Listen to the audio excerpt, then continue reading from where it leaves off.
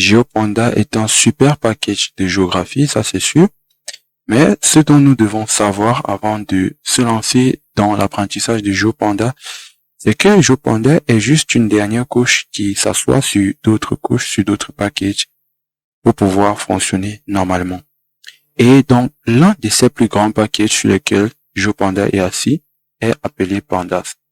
Et Panda est un outil de Python qui permet de faire de l'analyse de données. Data Analysis. Donc, Panda permet à la base de pouvoir faire du traitement de données, de pouvoir analyser des données, etc. Et GeoPanda est tout simplement celui qui va venir donner un volet géospatial à ces données. Mais ce dont nous ne devons pas oublier, c'est que en dessous de Panda encore, il y a d'autres outils et en dessous de GeoPanda, il y a encore d'autres outils qui sont utilisés et qui permettent de faire fonctionner GeoPanda. Alors, pourquoi je dis qu'il est important d'apprendre ceci dès le départ ou de savoir que GeoPanda est basé sur plusieurs autres packages? Tout simplement parce que lorsque vous travaillez avec ce type de package, on a tendance à aller apprendre, copier du code, essayer de comprendre tout ce qui est passé sur d'autres packages ou comment ces packages fonctionnent pour pouvoir travailler avec GeoPanda. Donc, généralement, c'est ainsi. Donc, le deuxième outil que je vais spécifier, c'est Shapely. Alors, Shapely, c'est tout simplement un package Python qui va permettre de dealer ou de gérer tout ce qui est des formes, tout ce qui est polygone, tout ce qui est sur une map ou une carte si vous voulez. En outre, tout ce qui est sur une carte est de la géométrie tout simple. Ok? C'est des formes géométriques. Je vais appeler geometric shapes. Que ce soit un pays avec des polygones, que ce soit une ville qui peut être un point sur une carte, etc. Donc tout ça c'est de la géométrie. Et c'est Shapely qui va venir traiter avec tout cela, étant un package Python.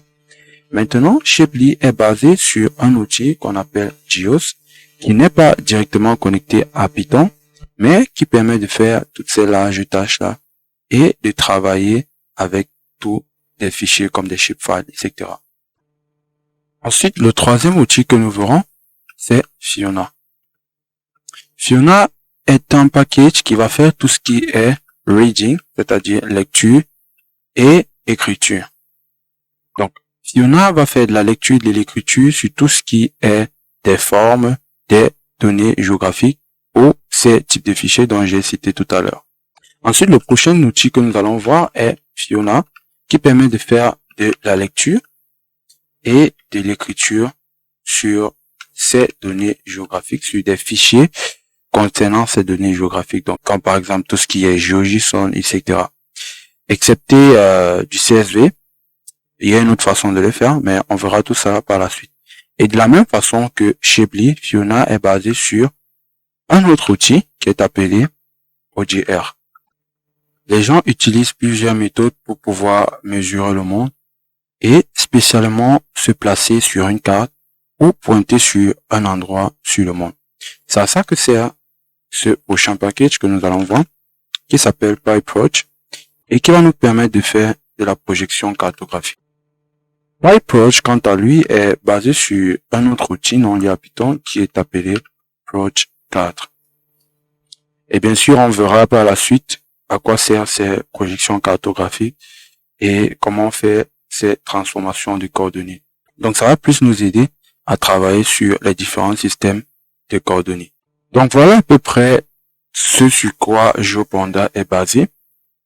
Et il existe aussi d'autres petits paquets juste à côté qui vont toujours servir à bien faire fonctionner Pandas.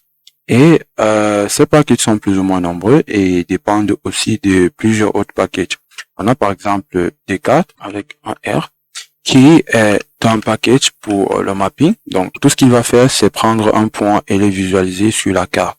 Lui aussi, il est basé sur un package qu'on appelle Matplotlib qui permet de faire de la visualisation de données. Donc si je mets par exemple Matplotlib ici, vous pourrez voir donc Matplotlib voilà, est un paquet pour la visualisation de données. Mais Descartes va nous permettre de le faire rapidement sur une carte. Et donc, par la suite, l'autre paquet que nous verrons, c'est GeoPy, qui est un paquet qui fait ce qu'on appelle du geocoding. Et le geocoding ici, c'est tout simplement prendre un nom ou le nom d'une adresse ou le nom d'une ville ou d'un quartier et le convertir en latitude et longitude, qui sont des données que vous pouvez utiliser pour faire du mapping plus tard ou faire autre chose un peu plus importante. Et ensuite, nous verrons R3, qui est un paquet pour l'analyse spatiale. Ce qu'il va faire, c'est faire de l'analyse spatiale et nous dire par exemple qu'un point est dans un polygone ou un point est sur la chaussée ou dans le voisinage, ce genre de choses si on veut prendre des cas concrets. Ensuite, l'autre outil sera PySal, qui est un package aussi qui permet de faire du spatial analysis, mais est un peu plus avancé par rapport à R3. Donc c'est ça un peu la différence. Et dans ce cas, il va nous servir à faire de la coloration de map ou de carte. Ok, donc coloring map. Et dans ce cas spécifique, il va nous aider à faire de la coloration de carte. Ok, faut piquer directement sur la carte, c'est un couleur et c'est plus facile de le faire avec PySal que autre package.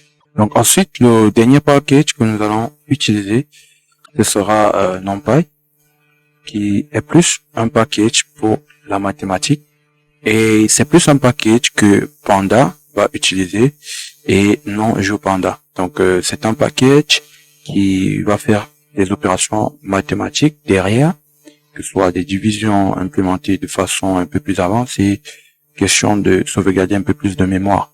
Donc si vous avez déjà eu à utiliser NumPy, ce sera encore mieux parce que ça va vous aider rapidement à comprendre ce qui se passe derrière. Le fait d'avoir tous ces mini packages qui existent bel et bien et qui sont basés sur GeoPanda ne rend pas l'apprentissage de GeoPanda difficile. Là, vous n'avez pas de raison d'avoir peur de se dire, ok, je vais apprendre tous ces packages, je vais apprendre tous ces outils, ça va être difficile.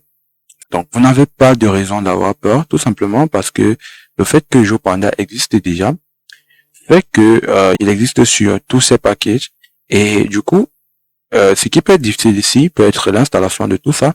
Mais en fond, GeoPanda lui-même, vous allez juste utiliser GeoPanda et il fera ce dont il a à faire pour le travail que nous avons à faire. En conclusion, ce que je dirais, c'est que lorsque vous aurez besoin de travailler avec GeoPanda, tout ce que vous allez demander à GeoPanda, il va vous le faire normalement. Et maintenant, si vous maîtrisez tous ces petits paquets qui sont à côté de GeoPanda de façon spécifique et de façon un peu plus détaillée, ça vous aidera tout simplement à être plus fort.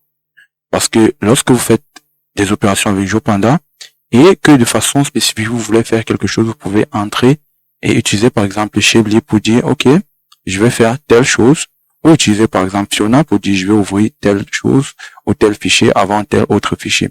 Donc la maîtrise de tous ces autres paquets vous permettra tout simplement de faire des choses un peu plus spécifiques dont vous voulez appuyer pendant l'utilisation du GeoPanda.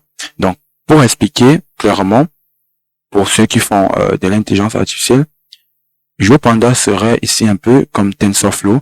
Et lorsque vous utilisez TensorFlow, maîtrisez par exemple Matplotlib, maîtrisez par exemple NumPy ou Pandas, c'est un bonus. Ok? Parce que ça va vous permettre de faire des choses un peu spécifiques. Donc, vous ne restez pas juste au niveau de TensorFlow. Voilà à peu près sur quoi est basé GeoPanda. Et donc, si vous maîtrisez tous ces paquets, cela fera de vous un utilisateur puissant de GeoPanda.